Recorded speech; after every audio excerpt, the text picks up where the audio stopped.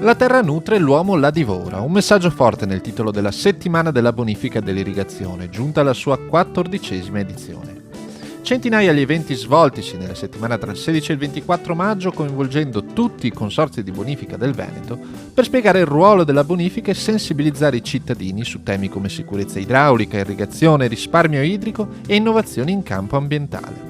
La settimana della bonifica è ormai un appuntamento storico, strategico per i consorzi di bonifica d'Italia, in primis sicuramente per il Veneto. E l'appuntamento quest'anno si manifesta con alcune particolarità, un centinaio di eventi, cito alcuni.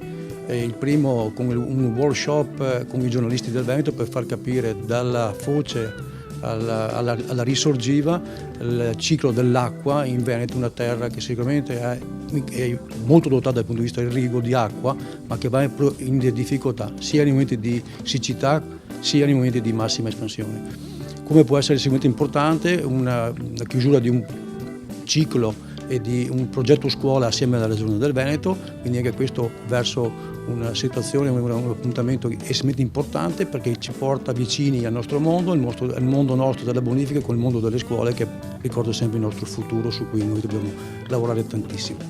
Tra biciclettate, seminari, progetti scuola e visite guidate alle cattedrali dell'acqua, ovvero gli impianti idrovori, la Bonifica Veneta ha raccontato il delicato lavoro di mantenere asciutto un territorio che per oltre un terzo della sua superficie si trova al di sotto del livello del mare. Un lavoro che porta la bonifica a lavorare in stretta collaborazione con il mondo agricolo. Su circa 700 impianti idrovori in Italia, 400 sono qui nella nostra regione, quindi un motivo in più per dire e mostrare ai cittadini e al decisore pubblico quanto pesa e quanto importante è una bonifica efficace ed efficiente su un territorio così fragile e così densamente popolato.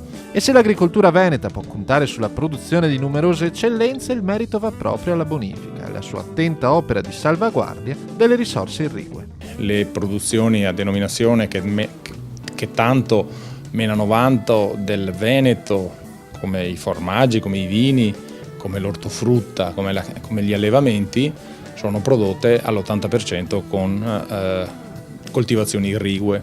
È l'irriguo che porta alla qualità, che migliora le produzioni e che ci rende orgogliosi appunto di avere queste specialità nel nostro territorio che vanno in tutto il mondo, insomma.